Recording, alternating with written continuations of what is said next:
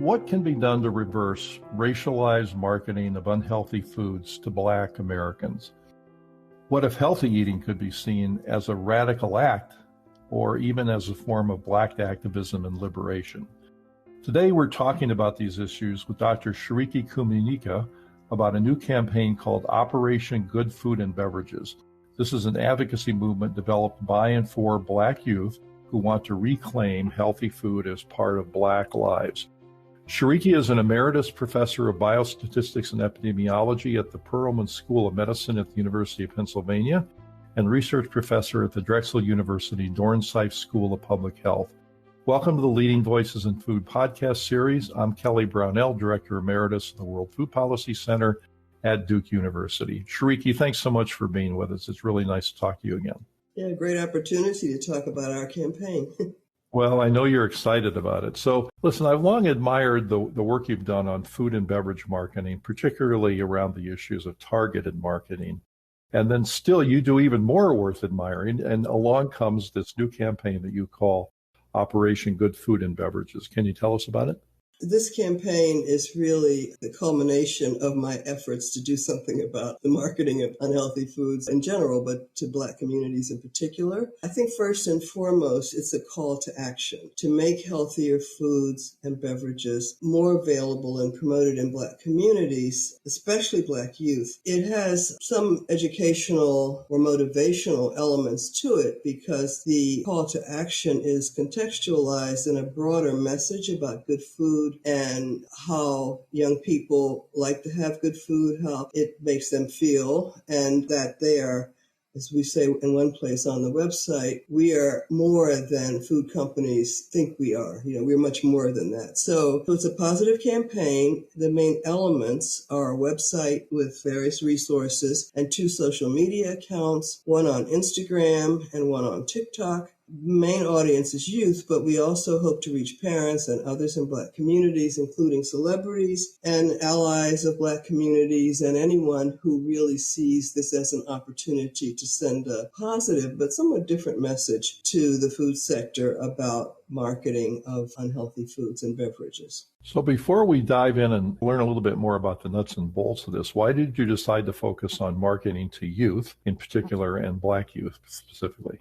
Well, there are a lot of reasons for choosing youth. I think the most positive reason is the increasing role of youth in movements, in various social justice movements, and raising their voice. There's a lot of energy in this generation that we were targeting here, Generation Z, those sort of late teenagers and maybe early college age.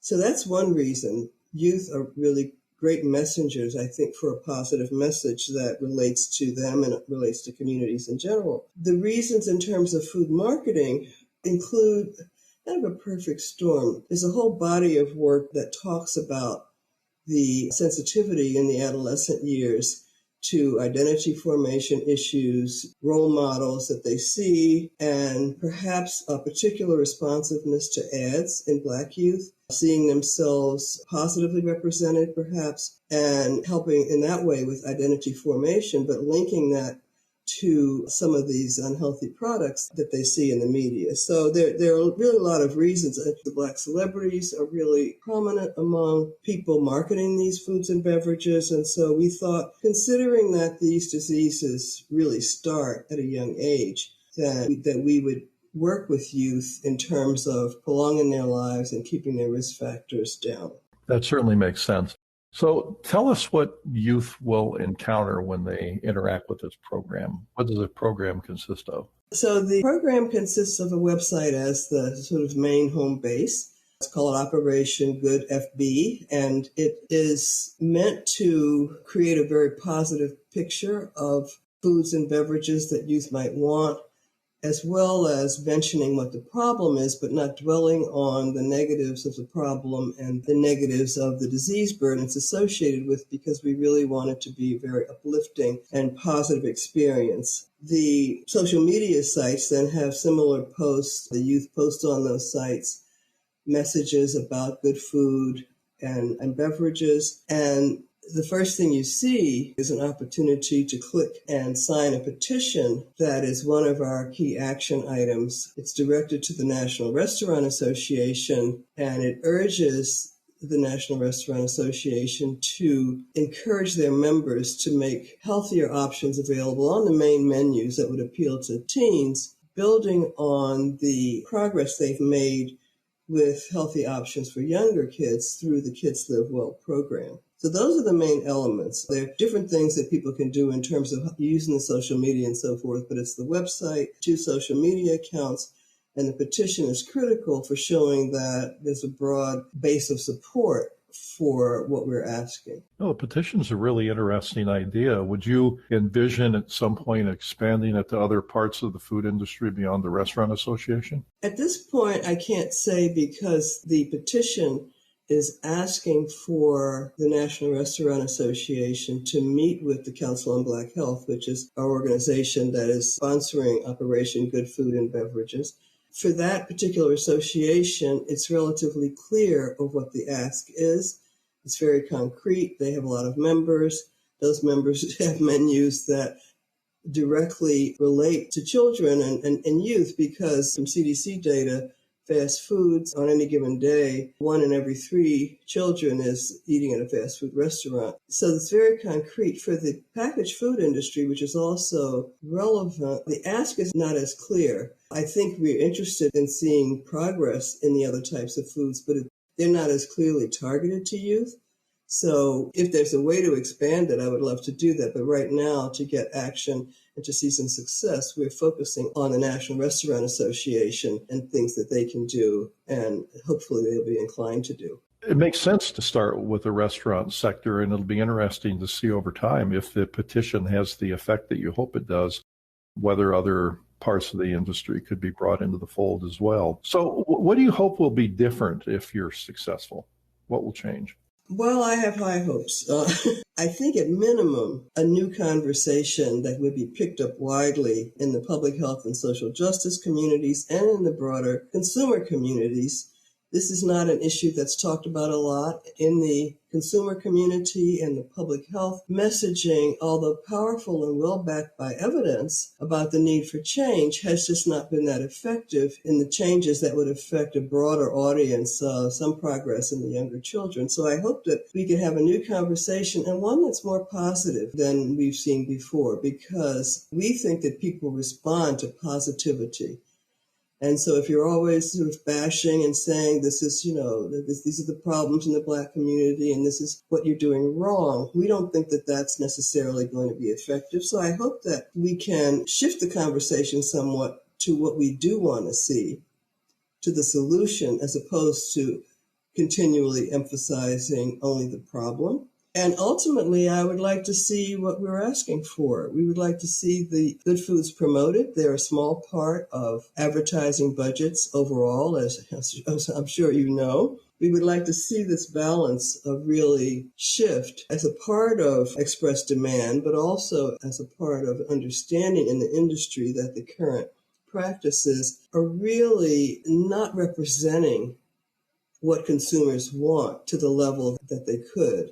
So I think that's what we'd like to see. It's, changing the world. It's a big deal. But if we can get it started and other people pick it up, maybe some of the celebrities will pick it up and use their celebrity power, that we can have a change in the food marketing conversation and eventually in the food marketing.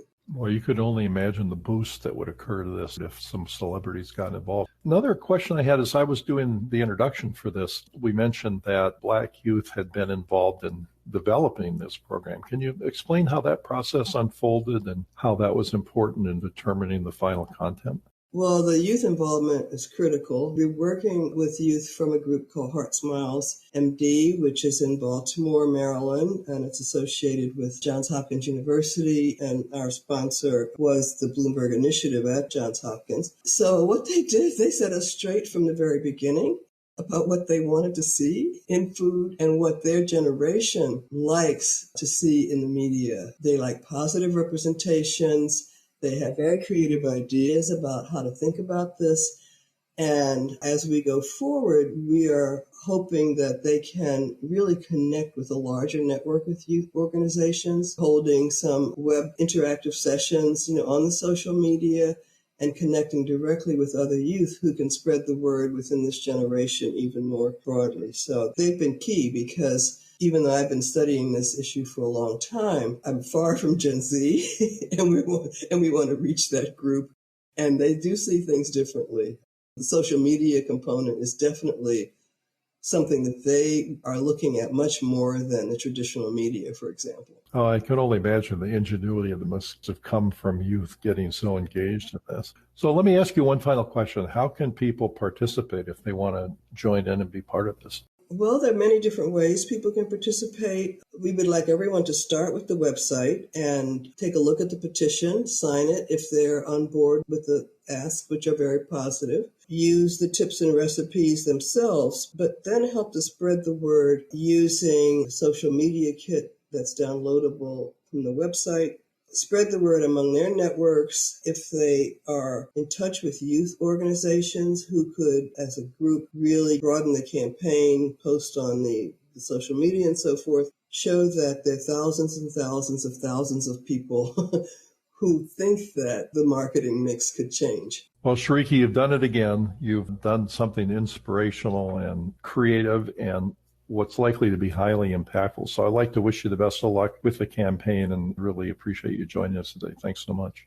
Thanks for the opportunity. Really appreciate it. So our guest today has been Dr. Shiriki Kumanyika, research professor at Drexel University Dornsife School of Public Health and professor emerita at the University of Pennsylvania.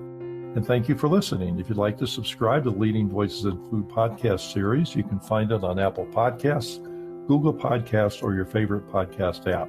Podcasts and transcripts are also available on the website of the Duke World Food Policy Center. This is Kelly Brownell.